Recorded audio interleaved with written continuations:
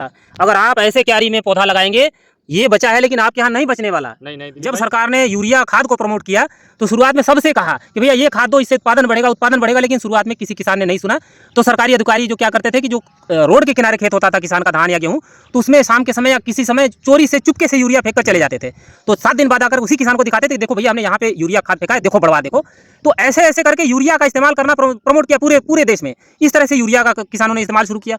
अब इस्तेमाल शुरू हुआ तो इतना अंधाधुंध इस्तेमाल शुरू हुआ कि अब वही सरकार कह रही कि भाई यूरिया खाद का इस्तेमाल कम करो। अब किसान मानते ही नहीं कि भैया हम तो यूरिया देंगे तो देंगे ही। तो वैसे ही स्थिति यहाँ है कि भैया हम तो ऐसे लगाते हैं क्यारी में तो लगाएंगे ही, जब तक कि हमारा मुंह पूरी तरह से नहीं जलेगा तब तक हम बेड पर आएंगे। ये नजदीक से देखें, और जहाँ पे पानी ज़्यादा डूबा हुआ है, ये देखें यहाँ पे पानी थोड़ा सा ज़्यादा डूबा हुआ है। ये देखें पौधे का हाल देखें, तो पौधा मरेगा नहीं लेकिन पौधा जीवित भी नहीं है। ये पौधे का ग्रोथ भी बहुत अच्छा नहीं है। देखिए दिलीप भाई, जब वो जय हिंद किसान भाइयों, हमें लगता है कि फूल गोभी का ये प्लॉट लगभग 20 दिन या 15 दिन से ऊपर का होगा, लेकिन ये देख कर तरस आता है कि अगर ये बेड पर लगा होता तो शायद इसका ग्रोथ और बढ़वार कुछ और ही होता। यहाँ ये भाई के ही परिवार का खेत है, भाई के ही चाचा का खेत है। तो अधिकतर किसान भाई बराबर कहने के बावजूद बेड पर नहीं लगाते, ऐसे ही क्यारी में लगाते हैं। यहाँ इस खेत में क्यारी में लगा है, बहुत अच्छा सुंदर प्लाट है। ये सुंदर प्लाट इसलिए है कि यहाँ से वहाँ की ज़मीन लगभग 1 फीट खाली है और बारिश होते ही 10 मिनट में सारा पानी निकल जाता है। इस वजह से सक्सेस है। हर जगह लोग सक्सेस नहीं हो पाएंगे। नहीं दिलीप भाई, हम तो बार बार किसानों से आग्रह कर रहे हैं कि आप बेड बना के लगाएं। जितना किसान खेत में बेसल डोज दे के 1 एकड़ में 3 ट्राली गोबर की खाद, लगभग 90 किलो DAP और 30 किलो पोटास दे के जुताई करके, गहरी पहले जुताई फिर हल्की जुताई करके बेड बना के लगाएगा, वो जो गोभी का वो फसल है बहुत बढ़िया चलेगा दिलीप भाई। इसमें देखिए पानी नहीं रुक रहा है तब भी पौधा पीला है, बहुत ज़्यादा पीला है। अगर ये बेड पर होता है ये पौधा तो अभी दुगना विकास होता है इसका, और सारे एकदम हरी भरी रंगत होती है इस खेत की। एकदम से दिलीप भाई हरी भरी रंगत होती है। बगल में प्लाट लगाए, वो भी हमारे जो भाई साहब लगाए हैं खेत में, हम लोग वीडियो दिखा रहे थे इसके पहले, इसी के साथ हाँ इसी के साथ में लगभग लगा है। 2 दिन ये बाद लगा है, वो 2 दिन पहले लगा है, लेकिन इससे लगभग दुगना उसका बढ़वार है, दुगना ग्रोथ है, बढ़वार उसका दुगना है। उसमें बैक्टीरियल बिल्ट भी दिलीप नहीं दिख रहा था, पत्ती पीला नहीं है, बहुत कम पीला है, रंगत भी बहुत बढ़िया था उसका, और फूल भी उसका हम बता रहे हैं किसान भाइयों, इनसे जल्दी आएगा। सबूत के साथ दिखाएंगे किसान भाइयों कि इससे पहले करीब 10-15 दिन पहले खेत खाली हो जाएगा टोटल। अब सोचें भाई, खेत भी खाली हो जाएगा, फूल भी बढ़िया रहेगा, मार्केट भी बढ़िया रहेगा, और उसमें लागत कम रहेगी, फंगस कम रहेगा। पानी जब बारिश होगी पानी कम लेगा तो पानी निकल जाएगा तो फंगस आना बहुत कम लाजिमी है। हमारे किसान भाई कह रहे थे कमेंट के जरिए कि भाई हमने भाई के यहाँ से सुशील भाई के यहाँ से 8 पैकेट SS10 लिया था, सारा पौधा ख़राब हो गया, खेत में सब गल गया, और सिर्फ 2 विश्व मान के चलें कि 1500 पौधा बचा है। तो हमें आश्चर्य हुआ कि आपका 1500 पौधा भी कैसे बचा है, वो भी चला जाना चाहिए था। अगर आप ऐसे क्यारी में पौधा लगाएंगे, ये बचा है लेकिन आपके यहाँ नहीं बचने वाला। नहीं दिलीप भाई, हम सभी किसानों से आग्रह करेंगे कि सभी लोग बेड पे लगाएं, बेसल डोज दे के पहले से बेड तैयार करें, लगाएं।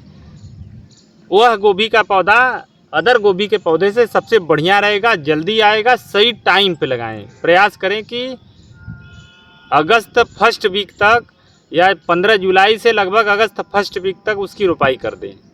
आप हमारे ही खेत में दिखा देते हैं किसान भाइयों, आप कभी भी आके देख लें, हमारे ही खेत में डंपिंग ऑफ बहुत कम है दूसरों के मुकाबले।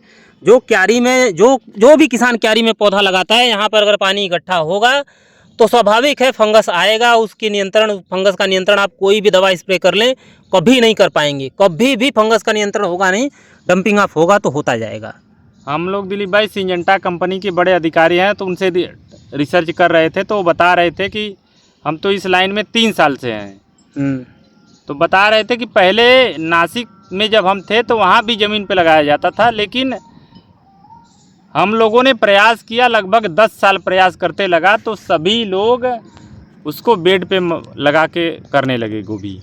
देखिए किसान थोड़ा सा देखिए आपको बुरा लगना नहीं चाहिए, लेकिन थोड़े से हर किसान ढीठ प्रवृत्ति के होते हैं। जब सरकार ने यूरिया खाद को प्रमोट किया तो शुरुआत में सबसे कहा कि भैया ये खाद दो, इससे उत्पादन बढ़ेगा, लेकिन शुरुआत में किसी किसान ने नहीं सुना। तो सरकारी अधिकारी जो क्या करते थे कि जो रोड के किनारे खेत होता था किसान का धान या गेहूँ, तो उसमें शाम के समय या किसी समय चोरी से चुपके से यूरिया फेंक कर चले जाते थे। तो 7 दिन बाद आकर उसी किसान को दिखाते थे, देखो भैया हमने यहाँ पे यूरिया खाद फेंका है, देखो बढ़वा देखो। तो ऐसे ऐसे करके यूरिया का इस्तेमाल करना प्रमोट किया पूरे देश में। इस तरह से यूरिया का किसानों ने इस्तेमाल शुरू किया। अब इस्तेमाल शुरू हुआ तो इतना अंधाधुंध इस्तेमाल शुरू हुआ कि अब वही सरकार कह रही कि भाई यूरिया खाद का इस्तेमाल कम करो।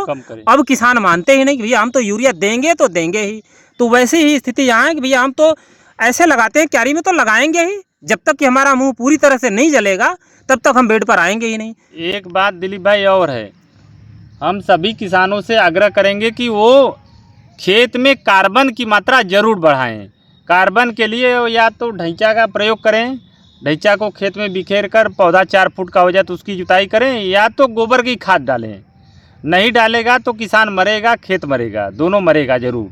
कार्बन का सबसे बेहतरीन तरीका ये है कि अगर स्वीट कॉर्न या फिर मक्के की फसल आप लेते हैं तो उसकी फली तोड़ के पूरे पौधों को उसी में रोटावेटर चला के ज़मीन में मिला दें, उससे ज़्यादा कार्बन कहीं नहीं मिलने वाला। बहुत बेहतरीन खेत है, चाहे कोई भी फसल करें, कुछ ज़्यादा DAP वगैरह की ज़रूरत नहीं पड़ेगी।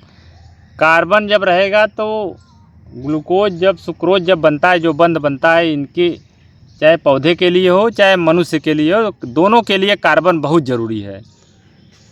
तो ये है किसान भाइयों, प्लाट बहुत अच्छा है, लेकिन फिर भी देखकर दुख हो रहा है कि ये प्लाट अभी इसका दुगना ग्रोथ होना चाहिए था।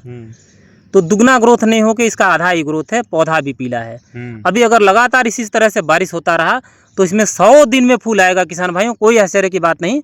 आप कई किसान भाई कहते सुने होंगे कई किसान भाइयों को कि हमने 50 दिन में हार्वेस्टिंग ली, तो कोई कहता है 15-22 का हमने 45 दिन में हार्वेस्टिंग ली। तो ये थोड़ा सा आश्चर्यजनक बात होता है। तो आप मल्चिंग पर लगाते हैं या बेड पर लगाते हैं तो 50 दिन में 53 दिन में, हमने भी 53-55 दिन में हार्वेस्टिंग लिया है। लेकिन अभी थोड़ा सा क्लाइमेटिक कंडीशन बदल चुका है, लगातार बारिश रहेगा, क्यारी में पौधा रहेगा, तो 100 दिन में 80 दिन से ऊपर तो गारंटी है, लिख के लेने भाई, 80 दिन से पहले नहीं कटाई होगा। 15-22 सेगमेंट का फूल गोभी जो है दिलीप भाई लगभग 75 दिन, 65 से 75 दिन का फसल है। अगर किसान जो बढ़िया मैनेज किया है, मेहनत किया है, उसका आ जाएगा 55 दिन में, तो उसके लिए अतिशयोक्ति है। लेकिन ये मान के चलें एवरेज 65 से 75 दिन के बीच में कटेगा। अगर जो किसान ध्यान नहीं दिया है उसका 90 दिन में कटना स्वाभाविक है। बिल्कुल, तो हम इसीलिए कहते हैं किसान भाइयों, तो यूरिया खाद की तरह जैसे उसी पारंपरिक विधि में ना रहें, सोच समझ कर चलें, करके देखें। जो हम बताते हैं किसान भाइयों उससे आप पहले अपने खेत में इम्प्लीमेंट करें, देखें उसे कि उसका क्या रिजल्ट है, उसके बाद निर्णय लें। हम नहीं कहते कि अंधाधुंध जैसा कहते हैं वैसा जो दिलीप भाई बिल्ट ज़मीन पे लगाए, जो बिल्ट आती है वो बराबर पौधे में खेत में रहती है। जब मौसम उसके अनुकूल मिलता है, शीत गर्म का मौसम जब जलवायु होती है, तुरंत वो बिल्ट बढ़ती है, पूरा खेत में फंगस फैल जाता है। तो इसी कारण से किसान की लागत घटाने के लिए वो बेड पे लगाएगा तो उसकी लागत ज़रूर घटेगी।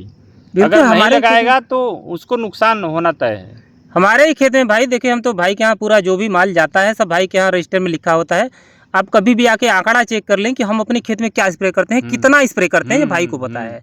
सबका आंकड़ा लिखित है, और कौन किसान किसके यहाँ कितना रकबा है, कौन क्या स्प्रे करता है, कितना खर्चा करता है 1 एकड़ के खेत में, उस हिसाब से आप रेशियो निकाल सकते हैं। बेड पर खर्चा बहुत कम है किसान भाइयों, बहुत कम दिलीप भाई। और ये डंपिंग ऑफ वगैरह ये समस्या बहुत कम है। कम खाद पानी में भी आप बेहतर उत्पादन ले लेंगे और दूसरों से जल्दी खाली करके दूसरी फसल कर लेंगे। दिलीप भाई एक नहीं देख रहे हैं, जो जमीन पर पौधा लगा है उसका पत्ती सिकुड़ रहा है। सिकुड़ा देख रहे हैं आप? देख रहे हैं, ये देखें, ये नज़दीक से देखें।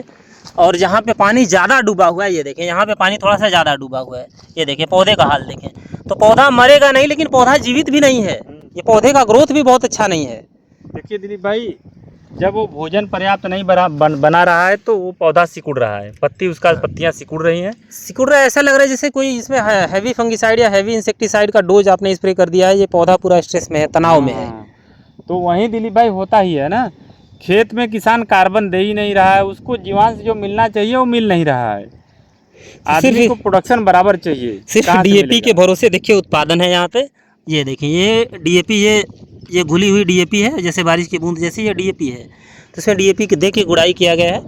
तो यहाँ पे हमें लगता है इनके पास भैंस या कोई गाय पशु नहीं है, नहीं। तो इसलिए कार्बनिक खाद की कोई व्यवस्था नहीं है। पूरी ही रासायनिक खाद के भरोसे ये खेती है।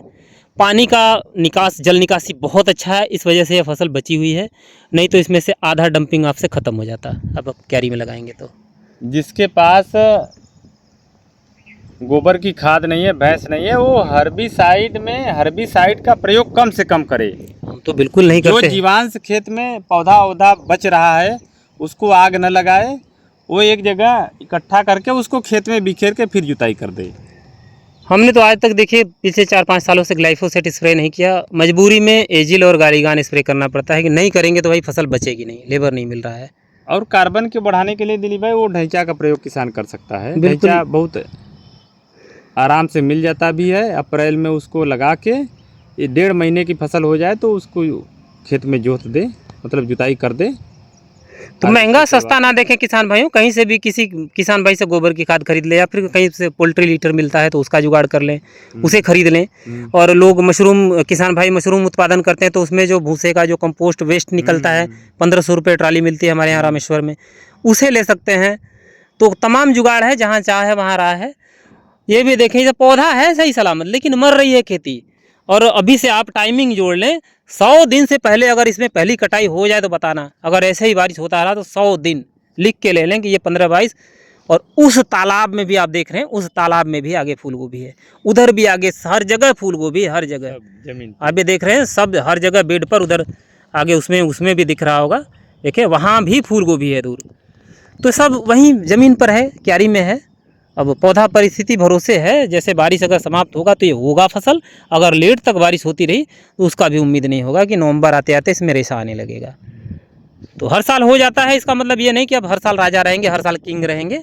मौसम के ऊपर निर्भर हमारे है। भाई का खेत है, हमारे चाचा जी के लड़का है। हम्म। तो पहले दिलीप भाई जो प्रोडक्शन दे रहा था अब नहीं दे रहा है ये फसल।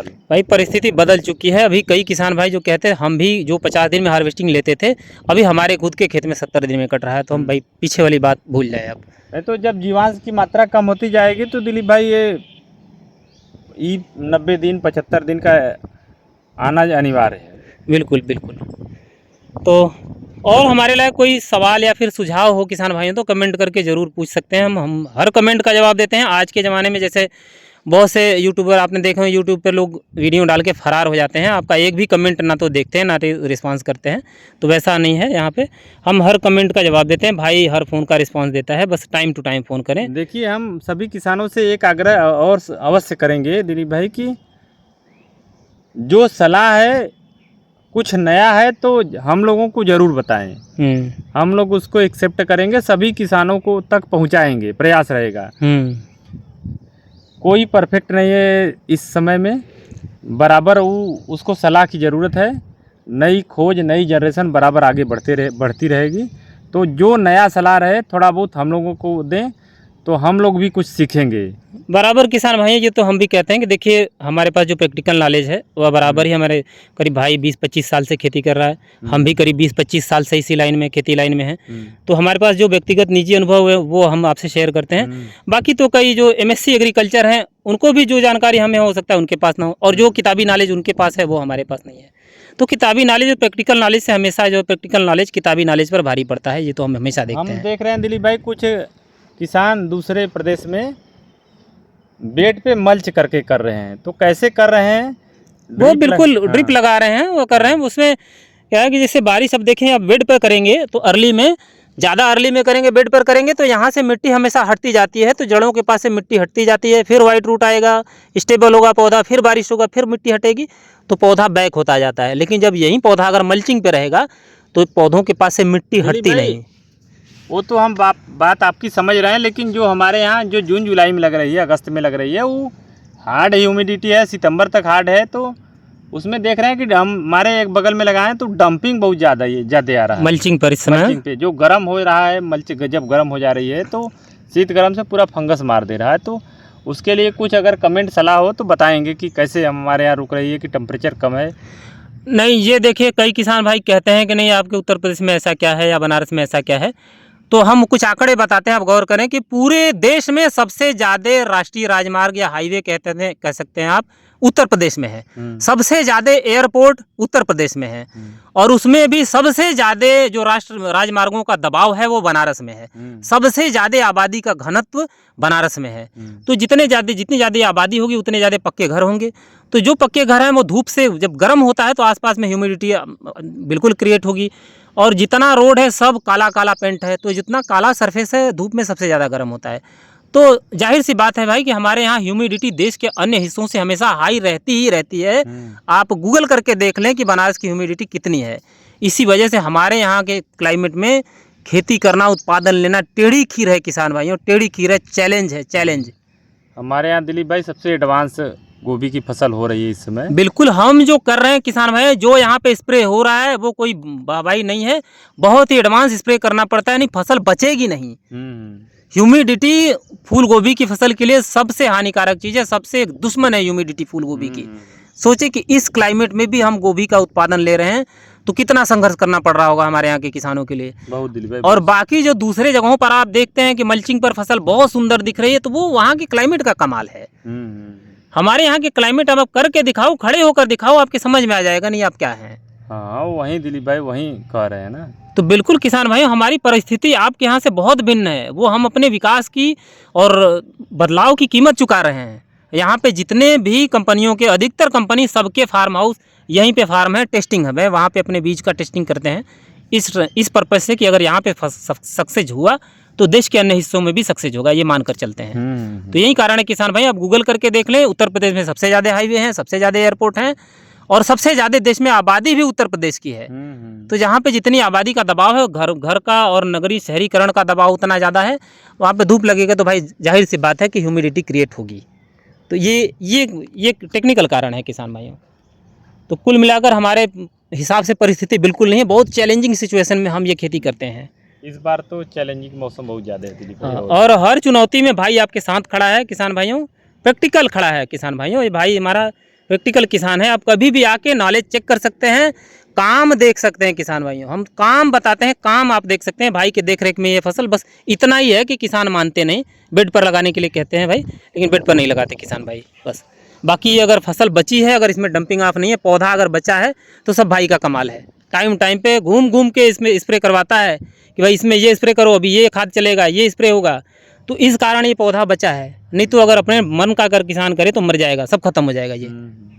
तो कभी भी आप आके देख सकते हैं, ये सब प्रैक्टिकल आप आके महसूस कर सकते हैं किसान भाइयों, देख सकते हैं। हम तो बराबर कहते हैं कि आप आएँ और जैसा हम कहते हैं वैसा आप देखें है कि नहीं है। धन्यवाद। और कोई सवाल हो तो भाई लायक तो व्हाट्सएप नंबर हम बराबर देते हैं भाई का, तो कमेंट कर सकते हैं। जय जवान, जय किसान, जय हिंद।